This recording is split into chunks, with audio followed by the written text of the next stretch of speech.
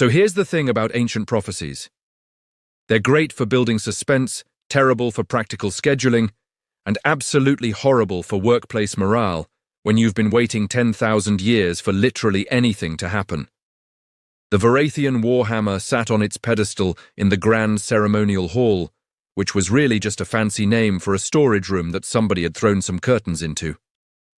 The hammer itself looked like someone had taken a sledgehammer, dipped it in chrome, and then let a committee of artists argue about adding glowing runes until everybody gave up and went home. It pulsed with an otherworldly blue light that said, "I am mystical and important in the universal language of things that glow for no good reason." Commander Throck stood before the assembled Grand Council, his 3 eye stalks quivering with what he probably thought was dignified authority, but mostly looked like he'd had too much caffeine. He raised his forearms in a gesture that had been passed down through generations of overly dramatic military commanders. "Behold," Throck proclaimed, because apparently nobody had told him about indoor voices, "the 10,000th choosing ceremony. Today surely the prophecy shall be fulfilled." Princess Velkara, sitting in the back row of the council chamber with the posture of someone who'd rather be literally anywhere else, didn't even look up from her datapad. "You said that last week, Throck. This time is different." "You said that too." Throck's eye stalks swiveled to glare at her, which would have been more intimidating if one of them hadn't gotten stuck facing the wrong direction. "The prophecy clearly states that only the chosen warrior of unmatched valor, pure of heart and strong of spirit, shall lift the sacred armament and lead us to glory." "The prophecy also mentions something about a chicken," muttered Velkara, "but we've been conveniently ignoring that part for 3 centuries. The current batch of hopeful heroes stood in line, each one looking more intensely heroic than the last. There was Brack the Destroyer, whose muscles had muscles and who'd been practicing his victory speech for 6 months.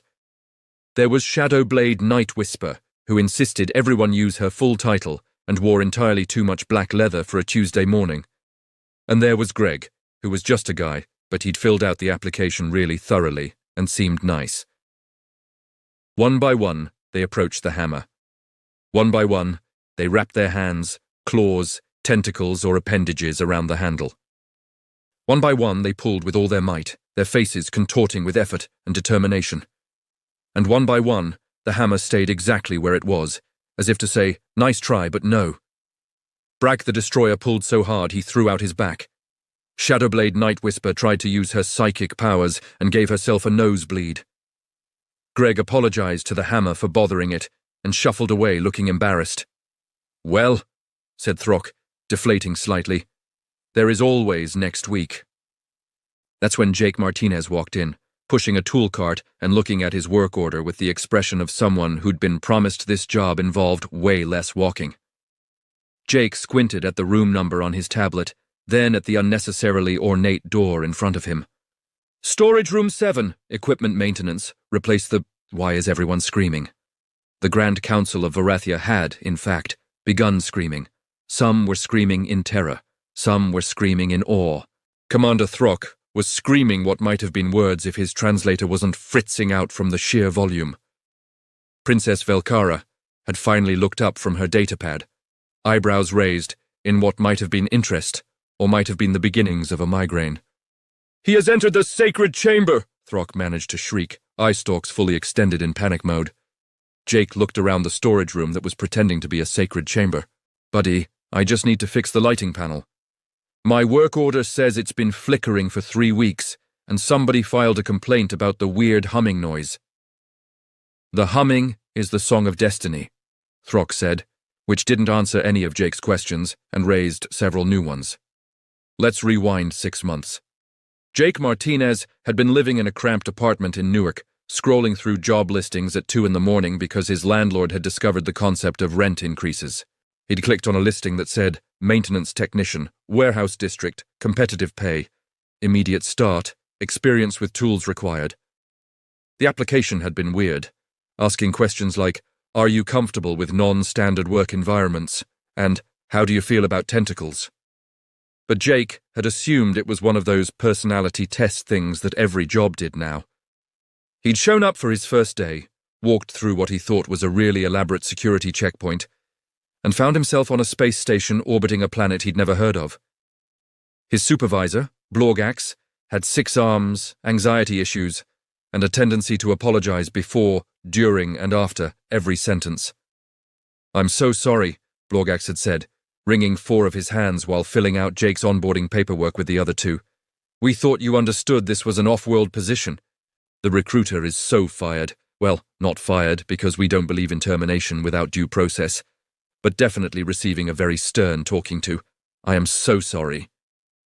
Jake had looked at the paycheck amount, converted it to dollars in his head, and decided that commuting to space was worth it if it meant he could finally afford to get his tooth fixed. Now, 3 months into the job, Jake had developed a simple philosophy. Keep your head down, fix what's broken, collect your paycheck, and don't ask questions about why the bathroom signs had 17 different symbols. The hammer was blocking his tool cart. Jake looked at it. The hammer looked at him, or at least gave off the vibe that it was looking.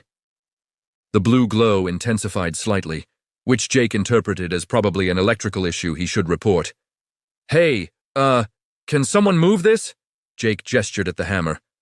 "I need to get my cart through." Dead silence. You could have heard a pin drop if pins made sounds when dropping in rooms where everyone had stopped breathing.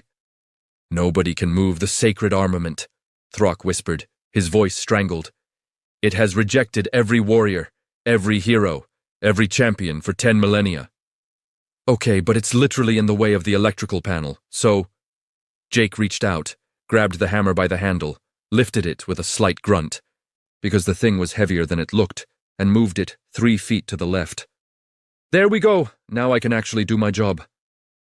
He set the hammer down, pulled his cart through, and started unpacking his tools. Behind him, the entire Grand Council of Varathia proceeded to lose their collective minds. Commander Throck fainted, which was impressive, considering he didn't have a conventional nervous system. Princess Velkara started laughing, a sound that began as a chuckle and escalated into full-blown hysteria. Brak the Destroyer dropped to his knees and began weeping. Shadowblade Nightwhisper took off her sunglasses very slowly, stared at Jake, and said a word that the translator couldn't process, but that definitely wasn't appropriate for workplace environments. Blorgax, who'd been waiting nervously outside the door, poked his head in, saw Jake holding the hammer, and immediately started hyperventilating into a paper bag. "I am so sorry," Blorgax wheezed between breaths. "I should have warned you about the sacred chamber, but you were just supposed to fix the lights, and now you've broken 10,000 years of tradition, and I am so sorry." Jake looked at the hammer in his hand, then at the panicking aliens, then at his work order. "So, do I still need to fix the lights, or—" "You are the chosen one." Throck had recovered consciousness and was now prostrating himself on the floor, which was awkward because his body wasn't really designed for prostration. "The prophecy is fulfilled. The warrior of legend has arrived. I'm a maintenance guy from New Jersey," Jake said flatly. "I think you've got the wrong person." Princess Velkara had composed herself, wiping tears from her eyes. "Oh, this is going to be entertaining. Trust me, Jake from New Jersey, your life just got exponentially more complicated." She wasn't wrong. The conference room was too cold, the chairs were designed for anatomy that didn't include spines, and Jake had been sitting in what the council called an emergency prophetic fulfillment session for 2 hours without a bathroom break. Commander Throck had prepared a presentation, with slides. "As the chosen bearer of the sacred armament," Throck intoned, clicking to a slide that showed a stick figure holding a hammer surrounded by sparkles. "You are now the prophesied savior of the Varathian people, defender of the 7 systems, and the one true hope against the coming darkness." Jake raised his hand. "Quick question. Does this come with a raise?" Throck's eye stalks blinked in asynchronous confusion. What?" "A raise, salary increase, hazard pay maybe? Because my job description said maintenance technician, and this sounds like you're adding a bunch of responsibilities without discussing compensation." "You would dare discuss monetary concerns when the fate of billions hangs in the balance?" Throck's voice climbed several octaves. "I mean, yeah, billions of people can hang in the balance while I still make rent. Those things aren't mutually exclusive. Princess Velkara, sitting at the far end of the table with a cup of something that steamed purple, made a sound that might have been a snort. She'd been enjoying this meeting far more than anyone else. He makes a fair point, Throck. In fact, I don't think we've ever discussed benefits packages for prophesied saviors. Bit of an oversight. There are no benefits! Throck slammed one of his hands on the table. There is only glory, honor, the eternal gratitude of civilizations. Does eternal gratitude cover dental? Jake asked. Blorgax, who'd been taking anxious notes in the corner, spoke up quietly. I am so sorry, but technically Jake is still classified as a contract employee, and according to Galactic Labor Code Section 47.3, any expansion of duties does require filing Form GW9 with the proper bureau, and I am so sorry, but this hasn't been done. Throck looked like he wanted to scream into the void, but before he could, Princess Velkara leaned forward. Let me handle this part, Commander. You're going to pop a blood vessel, or whatever it is you have. She turned to Jake with an expression that was almost sympathetic. Look, Jake, here's the situation without all the dramatic nonsense. That hammer you picked up? It's not just a weapon, it's a semi-sentient artifact that's been the centerpiece of Vorathian culture for longer than your species has had written language.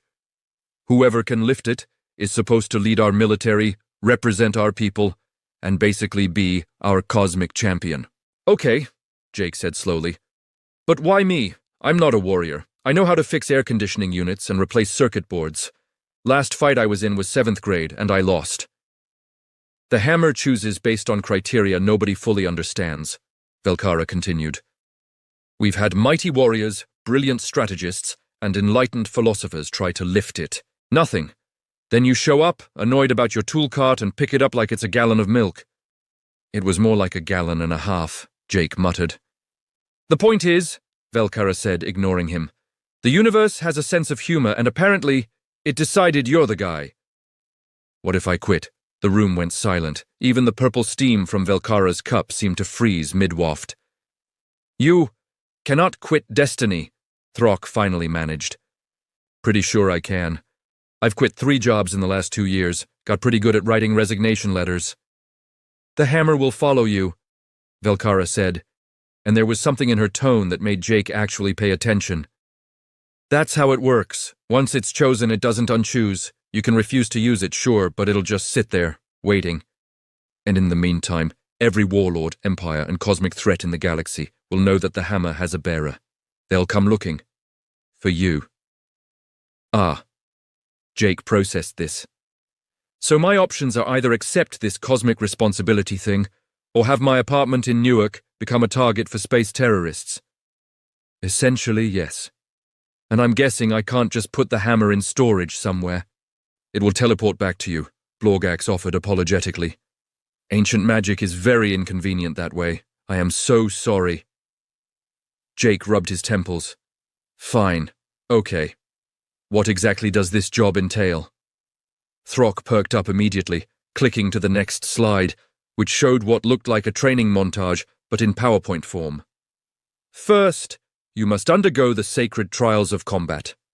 Then you must journey to the Temple of Ancient Warriors. Then you must... Is there a shorter version? Princess Velkara smiled. Learn to fight, look impressive, and try not to die when the Skrell Empire shows up to kill you. The who now? Oh, right, forgot to mention. The Skrell Empire has been waiting for the hammer to choose someone for about 300 years now. They have this whole prophecy of their own about defeating the Chosen One and taking the hammer for themselves. Their current warlord, Dreadlord Verkus, has been training his entire life for this moment. Jake stared at her. So you're telling me that by picking up a hammer to move my cart, I've now got a galactic death cult coming after me? Death cult is a bit harsh, Velkara said. They prefer the term aggressive expansion initiative. I want hazard pay, Jake said, and dental, and one of those life insurance policies, a really good one. Throck clicked to the next slide, which just said glory in enormous letters. You should feel honored, blessed. This is the opportunity of 1,000 lifetimes. Jake looked at Blorgax. Is there paperwork for this? So much paperwork, Blorgax said sadly. I am so sorry, I'll help you fill it out. Fill And that's how Jake Martinez, maintenance technician from Newark, became the most reluctant chosen one in galactic history. Master Krendel had fought in 47 wars, defeated 63 champions in single combat, and written 11 books on military strategy that were required reading in every military academy in the 7 systems. He'd trained warlords, generals, and 3 different planetary monarchs. He was a legend, wrapped in muscle tissue and held together by sheer determination and protein shakes. He'd never wanted to strangle someone as much as he wanted to strangle Jake Martinez. "No, no, no!" Krendel roared in the training yard, his mandibles clicking in frustration. "You must center your weight, feel the weapon's balance, become one with the instrument of war." Jake shifted his weight slightly, the hammer resting on his shoulder like a baseball bat. "Like this? That is exactly the same as before. Oh, well, it feels pretty comfortable to me." They'd been at this for 3 hours. Krendel had demonstrated 17 different combat stances, each one perfected over centuries of martial tradition. Jake had watched, nodded politely, and then proceeded to hold the hammer like he was about to break down a wall to get to the bathroom. The worst part? It was working. When Krendel had tested him against the training dummies, Jake had demolished them with the casual efficiency of someone swatting flies. His form was terrible, his footwork was non-existent, and his battle cry was just saying, "Yep, here we go," in a mildly annoyed tone. But the hammer sang in his hands, ancient power flowing through strikes that had no business being as effective as they were. "How are you doing this?" Krendel demanded, watching as Jake casually disintegrated a target dummy that was designed to withstand plasma cannon fire. "You have no training, no discipline, no understanding of combat theory." "I used to do drywall installation," Jake said, wiping sweat from his forehead. "You hit things until they do what you want. Pretty similar concept." Krendel made a sound like a kettle boiling over. "Combat is not drywall installation. If you say so." Blorgax sat in the corner of the training yard, a medical kit in 2 hands, and a panic button in a third, watching with the nervous energy of someone expecting disaster at any moment. "I am so sorry, Master Krendel, but perhaps Jake's unconventional approach has merit. The hammer does seem to respond well to him." "Merit?" Krendel whirled on him. "There is no merit in chaos. Fighting is an art form, a dance of death refined over millennia." "Yeah, but does it work?" Jake asked, genuinely curious. "Of course it works. I have defeated thousands of enemies with these techniques. And I just took out 20 dummies in like 5 minutes using the swing until it stops moving method. So maybe there's more than one way to do things?" Krendel looked like he was about to have an aneurysm, which was impressive considering his species didn't have the same cardiovascular system as humans. Princess Velkara chose that exact moment to enter the training yard, a drink in hand and an expression of pure entertainment on her face. "How goes the training?" she asked innocently. "He is unteachable." Krendel gestured at Jake with all 4 of his arms. "He ignores every principle of combat. He treats the sacred armament like a construction tool. He asked me if we could take a lunch break." "We've been at this for 3 hours, Jake pointed out. "I'm hungry." "Warriors do not get hungry in the midst of training." "This warrior does. I'm thinking sandwiches."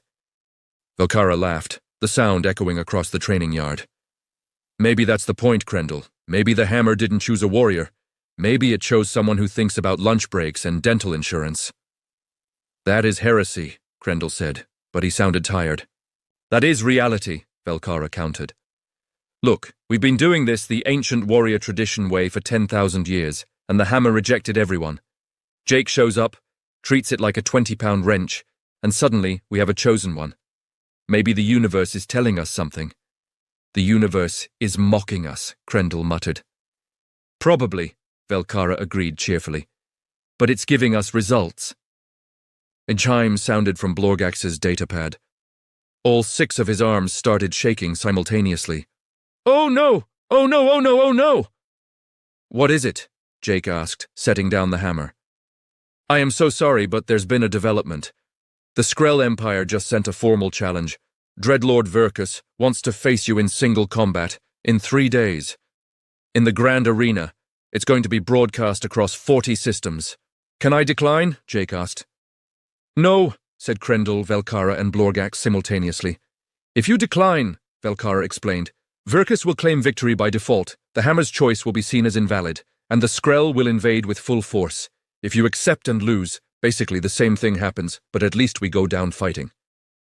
And if I win, then you embarrass the greatest warrior in the Skrell Empire on live television, and they'll probably leave us alone for a while out of sheer humiliation. Jake considered this. What time is the fight? Blorgax checked his datapad. 2 in the afternoon. Standard cycle. Can we make it 3? I was going to meal prep that afternoon. The fate of billions hangs in the balance, Krendel roared.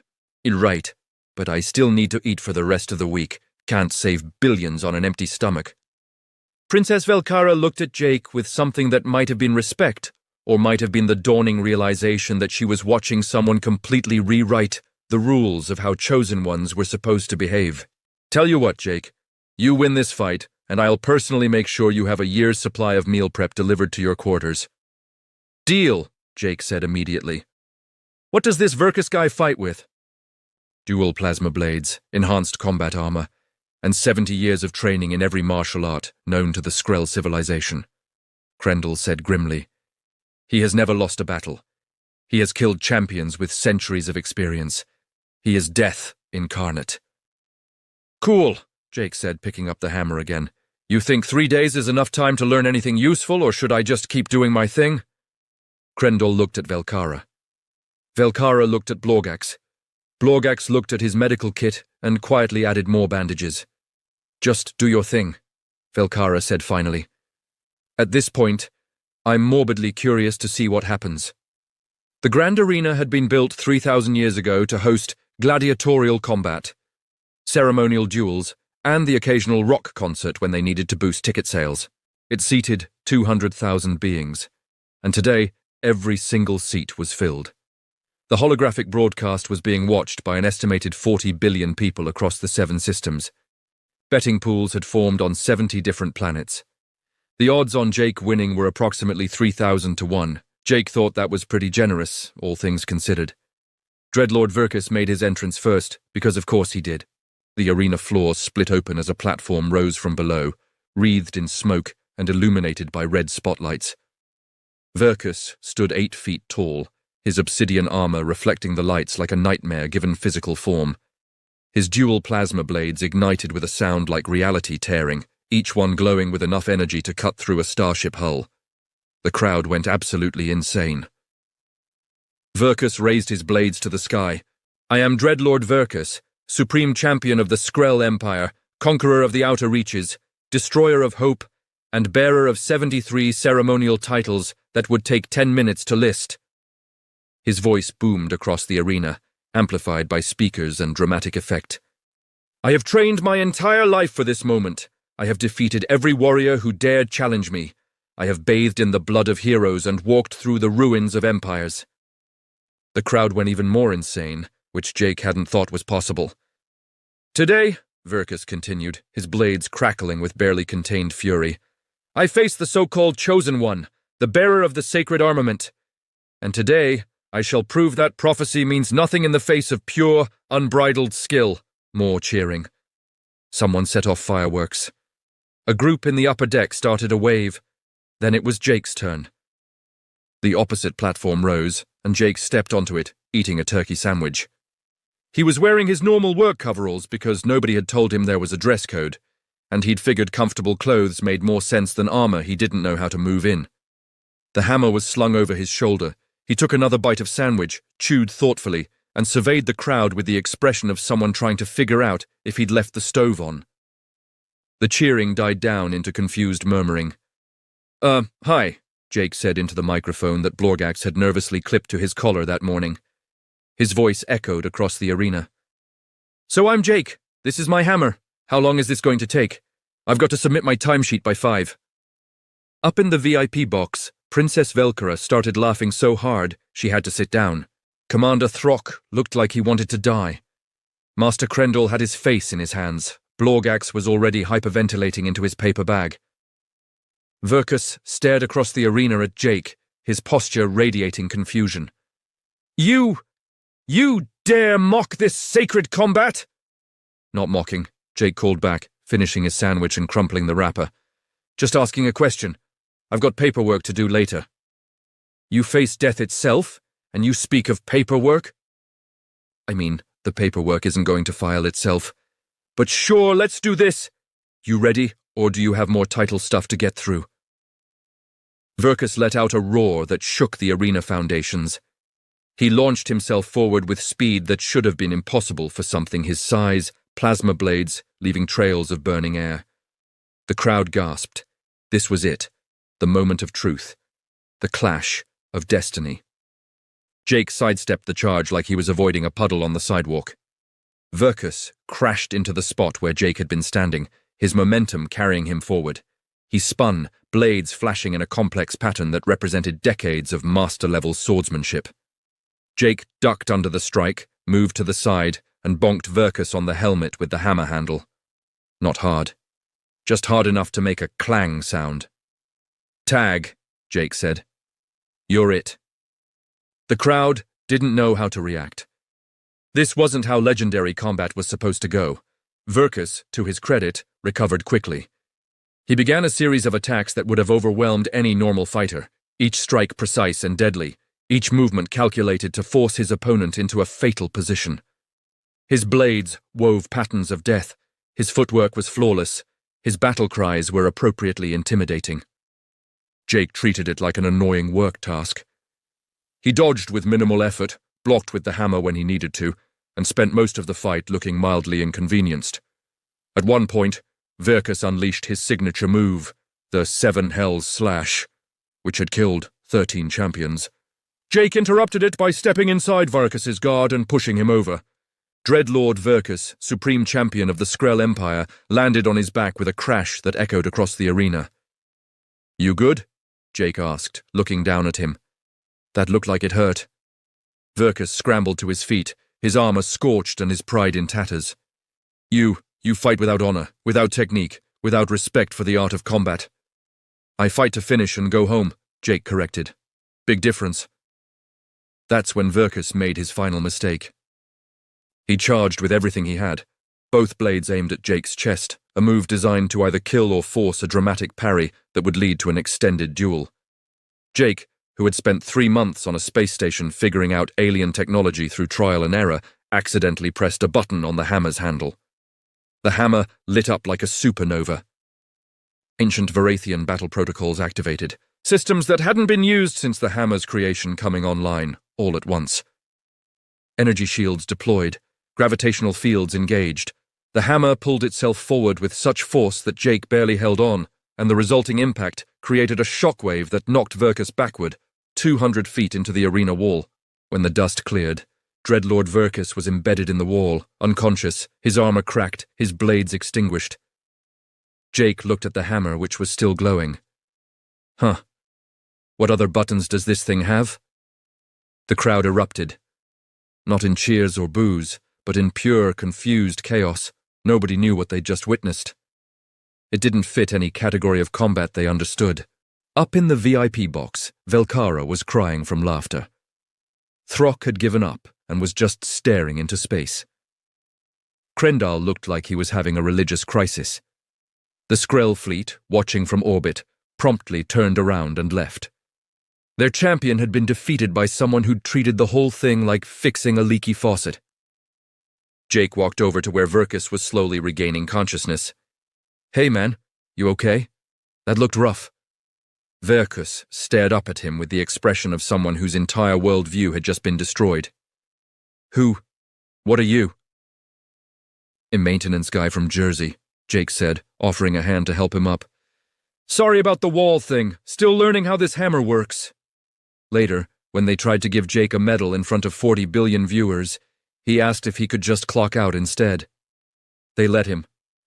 3 months later, the Varathian Empire was having what Commander Throck kept calling an identity crisis, and what Princess Velkara kept calling long-overdue modernization. It started small. Jake had noticed that the palace guards were working 12-hour shifts with no breaks, so he'd filed a complaint with Blorgax, who'd nervously brought it to the council, who'd dismissed it as not how we do things. Jake had then filed 17 more complaints. created a spreadsheet of labor law violations, and accidentally started a palace-wide workers' movement by explaining the concept of weekends. Now the Grand Council had mandatory break rooms, time and a half for overtime.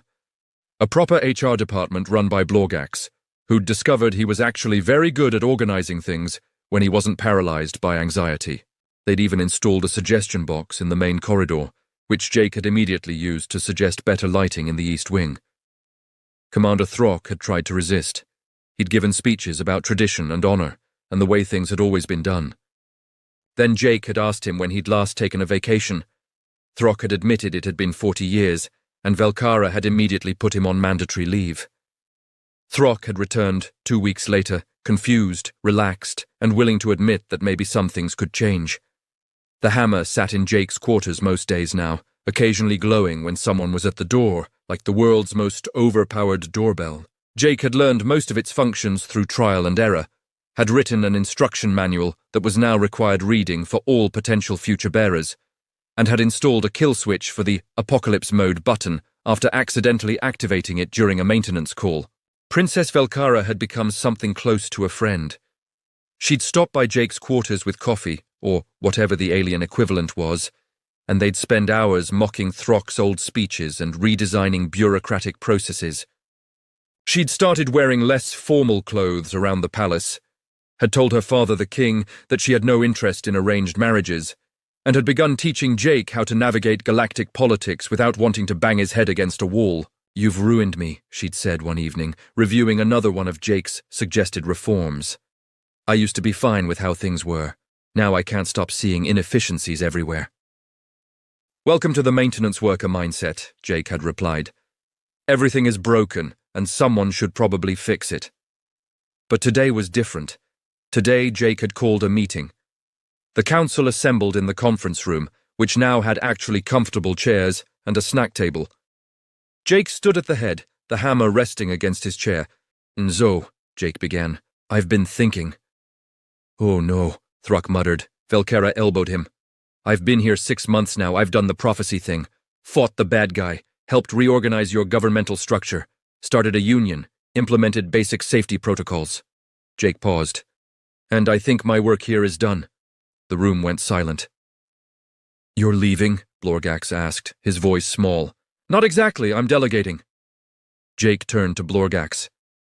"Come here for a second." Blorgax nervously approached, all 6 arms fidgeting. "I am so sorry, but I don't understand what—" "Pick up the hammer. I cannot possibly—" "Just try." Blorgax reached out with one trembling hand, wrapped his fingers around the hammer's handle, and lifted. The hammer rose smoothly, its blue glow transferring to wrap around Blorgax like a welcoming embrace. "The council collectively lost their minds for the second time in 6 months. But how?" Throck stammered. Jake shrugged. "I figured it out around month 2. The hammer doesn't care about valor or strength or any of that prophecy stuff. It cares about whether you are trying to do the right thing and whether you take yourself too seriously. Blorgax spends every day trying to help people and apologizing for existing. He's perfect." Blorgax stared at the hammer in his hands, tears forming in his eyes. "I am so sorry, but I don't know what to say." "Start with, 'Thank you,'" Velkara suggested gently. She was smiling, but there was something sad in her expression. "So you're really going back to Earth?" "Yeah, I miss pizza, and my apartment, even if the rent is insane, and not having to translate everything through a computer." Jake looked around the room. "But I'll visit. You guys have my email.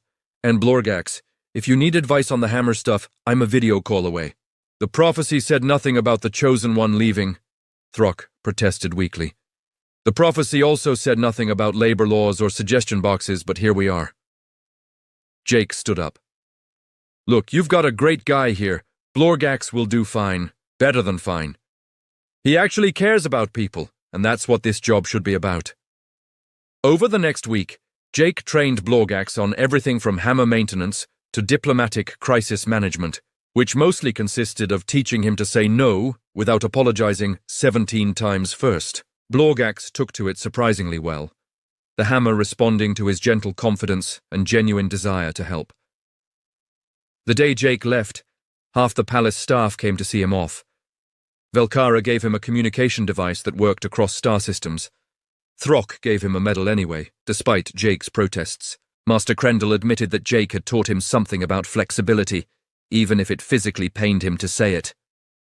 Blorgax, holding the hammer with newfound confidence, managed to only apologize twice during his goodbye speech. Jake stepped through the portal back to Earth, back to his apartment in Newark, with excellent references, 6 months of intergalactic combat pay, and a story that nobody would ever believe.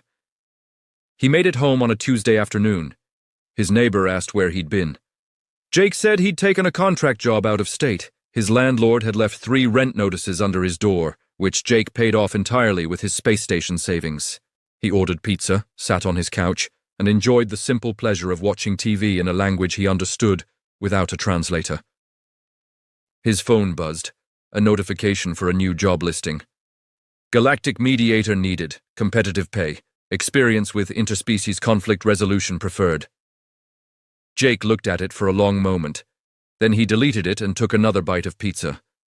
The universe had a sense of humor, sure, but it could find someone else to laugh at for a while.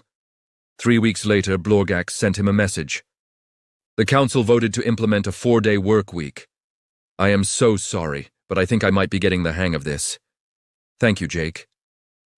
Jake smiled, typed back a thumbs-up emoji, and went back to his very normal, very earthbound life of fixing air conditioners and avoiding his landlord. Sometimes, the greatest heroes are the ones who do their job, help where they can, and know when it's time to go home. And sometimes the universe learns that prophecies are less about destiny and more about finding someone who treats cosmic responsibility like overtime on a Tuesday. Either way, Jake Martin